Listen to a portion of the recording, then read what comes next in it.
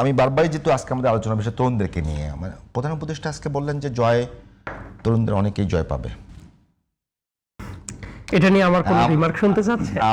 আমি জিজ্ঞেস করছি যে এখন যে সরকার, সেটা তো সবার আগে আমি একটা কথা বলি, অন্তর্বর্তীকালীন সরকার তো তিনি তত্ত্বাবধায়কের ভূমিকা পালন করছেন। তত্ত্বাবধায়ক তো সবচেয়ে বড় কথা, মাঠের ভেতরে রেফারি নামার পরে রেফারি যদি মাঝে মাঝে ডিসাইড করে দেন যে কে জিতবে কে জিতবেন না, সম্ভবত উনি মন্ত্রিত্ব নিয়েও দুই একটা মন্তব্য আজকে করে ফেলেছেন। মানে ওই যে জিতবেন, বরং এই মন্তব্যটা না করাটাই তরুণদের জন্য ভালো হইতো। মানে ব্যাপারটা হলো, দেখেন আমি কিন্তু বলছি না যে অমুকে জিতবে তমুকে জিততে পারবে না, নো, ভোটের রেজাল্ট যে কোনো কিছু হইতে পারে। তার কারণ আমি আগেই বলেছি, সুইং ভোটারের সংখ্যা এবার অপ্রত্যাশিতভাবে অসম্ভব রকমের বেশি, এবং এর ভেতরে তরুণদের সংখ্যা তো হিউজ লেভেলে।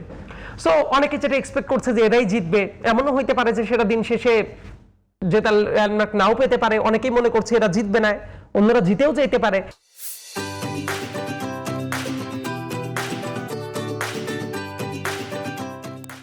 কিন্তু প্রধান উপদেষ্টা নিজেই যদি এই ধরনের কথাটা বলে, সেটা আসলে ওই যে মাঠে নেমে রেফারি যদি নিজেই বলে যে আমি ধারণা করছি আমাকে গোলটা দিয়ে দিতে পারে, এই ধরনের মন্তব্য করাটা আসলে খুবই অযাচিত। আমি বলছি না যে এটা বিশাল বড় ইম্প্যাক্ট ক্রিয়েট করবে, কিন্তু লেটস সে এই মন্তব্য যদি না করতো তাহলে কি কোনো ক্ষতি হতো? উত্তর হলো ক্ষতি হতো না, বরং আরো ভালো হতো। উনার মন্তব্য সবসময় কি হওয়া উচিত যে বাংলাদেশের ইতিহাসে একটা ফেয়ার ইলেকশন উনি আয়োজন করতে চান, তার জন্য যা যা ব্যাপার ফ্যাসিলিটেট করা দরকার উনি করবেন। যেই জিতুক না কেন, লেটস সে বিএনপির কেউ জিতলো, জামাতের কেউ জিতলো, এনসিপি জিতলো, অমুক জিতলো, তমুক জিতলো, x y z, however it is, একটা ভালো নির্বাচনের ভেতর দিয়ে আসলো, জনগণের কাছে গ্রহণযোগ্য হলো, এটাই তো যথেষ্ট রেফারির জন্য, রাইট?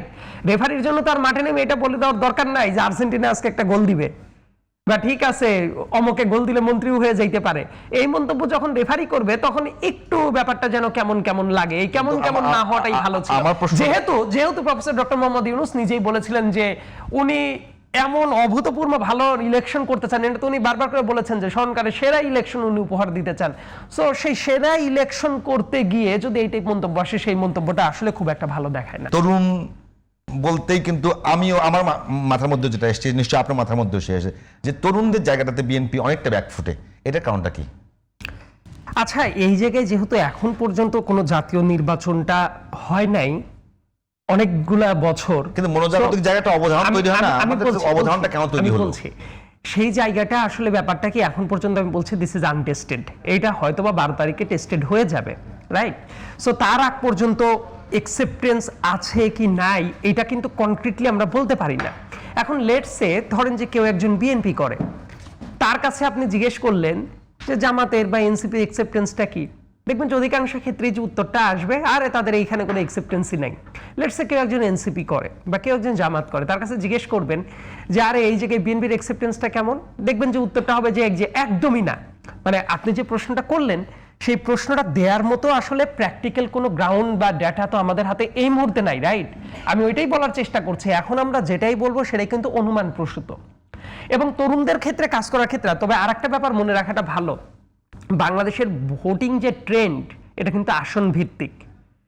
ধরেন প্রেসিডেন্সিয়াল ইলেকশন টাইপ কোনো কিছু হইলে সেটা যেটা হয়, জাতীয় নির্বাচন জাতীয় ইস্যুটা বড় কাজ না, অবশ্যই অবশ্যই, কিন্তু আমি বলছি যে লেটস সে যে বড় একটা ইস্যু আছে, কিন্তু আপনি যে কেন্দ্রে ভোটার, রাইট, ওই কেন্দ্রের যিনি প্রার্থী, আপনি বললেন যে অমুকের তো তরুণের রিপ্রেজেন্টেশন নাই, কিন্তু লেটস সে আপনি এক্স ওয়াই জেড কোনো একটা আসন, কোনো একটা জেলার কোনো একটা আসনকে যদি স্যাম্পল হিসেবে নেন, দেখা গেল যে ওই জায়গায় ওই দলের ক্যান্ডিডেটটা খুবই ভালো, পড়াশোনাও আছে, সে হয়তোবা ট্রান্সপারেন্সির দিক থেকেও খুবই ভালো এবং জেনুইন অনেক কাজও করছে।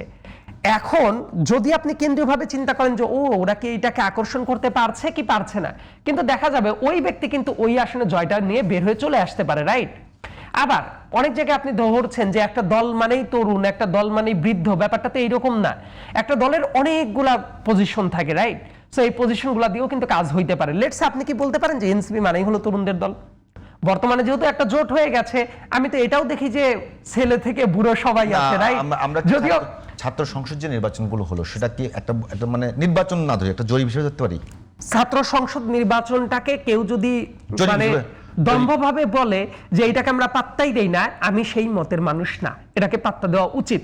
পাত্তা দেওয়া উচিত এই সেন্স থেকে যে তাহলে তরুণদের কাছে এই ট্রেনটা কিভাবে কাজ করছে। লেটস অনেক অভিযোগ থাকতে পারে, কিন্তু অভিযোগ তৈরি যখন হচ্ছে সেই প্রক্রিয়াটাও যে দমন করা গেল না ইফেক্টিভলি, এটাও তো একটা প্রবলেম। আবার সত্যিকার অর্থে যে সব জায়গায় মনে হচ্ছে কিছু জায়গায় তো ঘাটতি হয়েই যেতে পারে, তাহলে ওই ব্যাপারগুলোর দিকে মনোযোগী হওয়াটা উচিত। আমি ওই যে হাওয়াই উড়াই দেওয়া টাইপ কথা বলতে রাজি না যে ঠিক আছে এগুলো ম্যাটারই করে না। নো, কোনো একটা জায়গায় সমস্যা থাকলে সমস্যা সমাধানের জন্য উদ্যোগটা নেওয়া উচিত। আবার আমি কিন্তু প্রথমেই বললাম কি যে এটাকে উড়াই দেওয়া যাবে না, কিছু কিছু ইমপ্যাক্ট অবশ্যই আছে।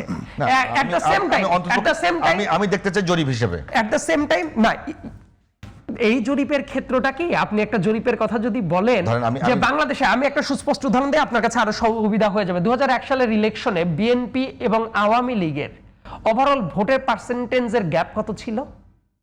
আপনি দীর্ঘদিন সাংবাদিকতা করেছেন, আমি নিশ্চিতভাবেই জানি যে আপনার এগুলা ফিল্ড লেভেলে দেখে এসেছেন। দেখবেন যে সেই ব্যাপারটা কিন্তু 1%-এর মতোও ছিল না, রাইট? কিন্তু আসনের দিক থেকে যদি খেয়াল করেন, ওরা 210টার মতো পার হয়ে গেল জোট আকারে, 216টা, আর এই সাইডে কিন্তু এরা 100 গন্ডিটাও পার হইতে পারলো না। তার মানে ওই যে ওই জরিপ পার্সেন্টেজ, এইটা কিন্তু জাতীয় নির্বাচনের ক্ষেত্রে আবার একটু আলাদা হয়। কেন? কারণ এইটা তো আসন ভিত্তিক ইলেকশনটা হয়, রাইট? এমন অনেক জায়গায় আছে যে ভোটের পার্সেন্টেজ দেখা গেল যে 500 ভোটে কেউ পিছিয়ে আছে, স্টিল জিতলো তো, যে 500 ভোট বেশি পেয়েছে ওইটাই। পুরো ভোট নিয়ে বলতে আমি বলতে চাচ্ছিলাম যে তরুণদের যে প্রতিনিধিত্ব, ধরেন এই যে গতকালকার জরিপ বেরিয়েছে, আপনি নিশ্চয় জানেন, সে অনেক কটা প্রতিষ্ঠান মিলে করেছে। তো সেখানে তাদের মোট স্যাম্পল কালেকশন ছিল 22,000-এর মতো পুরো বাংলাদেশে। তো আমি শুধুমাত্র যেখানে পুরো ভোটার 12 কোটি, স্যাম্পল কালেকশন 22,000, এটাও বৈজ্ঞানিক পদ্ধতিতে হতে পারে না। 22,000 ইটস এ হিউজ স্যাম্পল, মানে অনেক জায়গায় আছে 22,000 স্যাম্পলটাকে আপনি হেলা নিয়ে যাওয়া উচিত। আমি ওই জন্য বলতেছি এটাও একটা জরিপের জন্য একটা বড় একটা স্যাম্পল। সেখানে 4 কোটির মধ্যে একটা বিশ্ববিদ্যালয়ে যে পরিমাণ ভোটার, 30,000, 32,000, 22,000, 23,000 ভোটার, তো অন্তপক্ষে 4 কোটির মধ্যে এটা একটা বিগ স্যাম্পল আমার কাছে মনে হয়। সেই স্যাম্পলটা নিয়ে আমার কাছে মনে হচ্ছে যে এই জায়গাটাতে বিএনপি অনেক বেশি ব্যাকফুটে, সেটা নিয়ে বিএনপির কাজ একেবারেই কম। তো এই এত বড় একটা সংখ্যক মানে ভোটারকে বাদ দিয়ে জাতীয় নির্বাচনে কতখানি ভালো করা সম্ভব? আমি এর উত্তরটা মোটামুটি বোধহয় আগেই একটু দিয়েছিলাম যে অনেকেই বলতে পারে যে এগুলা কিচ্ছু ম্যাটার করে না। নো, আমার কাছে যেটা মনে হয় যে এইটাকেও বিবেচনায় নেওয়াটা উচিত, কারণ এটারও কিছু না কিছু ইম্প্যাক্ট তো অবশ্যই আছে।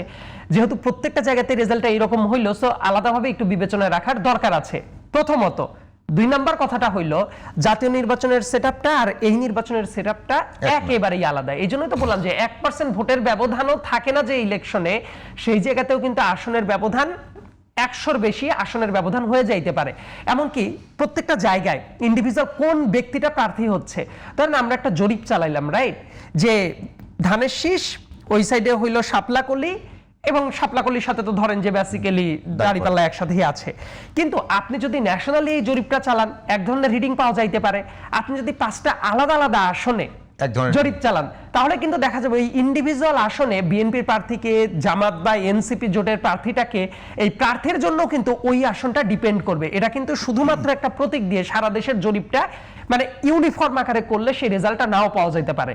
আমি আবারও বলছি, আমি উড়িয়ে দিচ্ছি না যে এই জরিপগুলো একেবারেই ভুয়া, উড়িয়ে দিতে হবে, নো, এই ব্যাপারগুলো কনসার্নে নেওয়া উচিত। আবার একই সাথে এটাও মাথায় রাখা উচিত, এইটাই পারফেক্ট পিকচার যে একদম ব্যাপারটা এরকম না। যেসব জায়গায় দুর্বলতা ছিল ওই জায়গাতে কাটিয়ে ওঠার জন্য কোন ধরনের পলিসি ড্রিভেন প্রক্রিয়াটা নেওয়া হচ্ছে যাতে করে তরুণদেরকে আকর্ষণ করা যায়, সেটাও ভাবতে হবে।